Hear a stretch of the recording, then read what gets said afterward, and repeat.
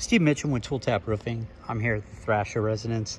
So Mr. Thrasher, I'm up here on the roof by the fireplace, and I'm going to show you what's going on there.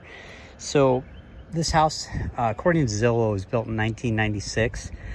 So this is most likely the original roof on here. If you've been here for 12 years, typically the underlayment here in Arizona lasts anywhere from 20 to 25 years. So although we have one leak at the chimney, we're looking at a 27-year-old roof here. So it's pretty much getting towards the end of its service life, if not already there. I'll show you a couple indicators that kind of show that, we're looking at, the end of the service life. So one thing I want to note is we've got 8 dormers on each side. So a dormer vent is this guy right here. It's basically a static vent that allows the attic space to breathe. And that helps the roof not to cook from the inside and the outside. So the underlayment is what really waterproofs the roof, and that's underneath the tiles. So the tiles are there to protect the underlayment. So we've got 8 of those dormer vents on this side, and we've got 4 along the bottom there and 4 along the top here. If we were to replace this roof, or when this roof is replaced, that's totally up to you. Well, kind of up to Mother Nature too. Once it comes due, it's due. But basically, there's a better vent. It's called an O'Hagan vent that sits flat on the roof. And one of the problems with these dormer vents is basically the flashing around them. So this flashing right here, you can see how this slopes down. So water hits here, and it tends to jump this little pan underneath and just jump right onto the underlayment. So now water gets on the underlayment, rots it out quicker.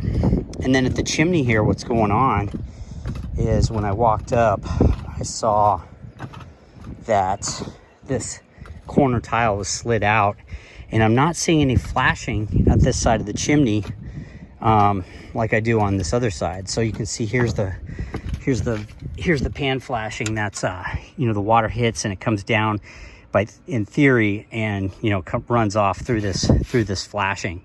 But you can see how it angles down, so it tends to route water, jump the side, and that's kind of what we got going on here. So when I pull these tiles, I'll show you what's going on.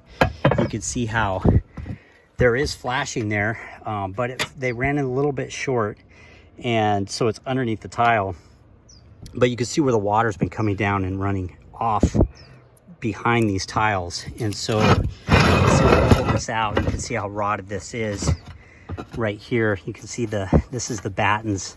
So these are the wood battens that go across and hold the tiles in place. And you can see how that's all rotted out, and the underlayment's all rotted right here.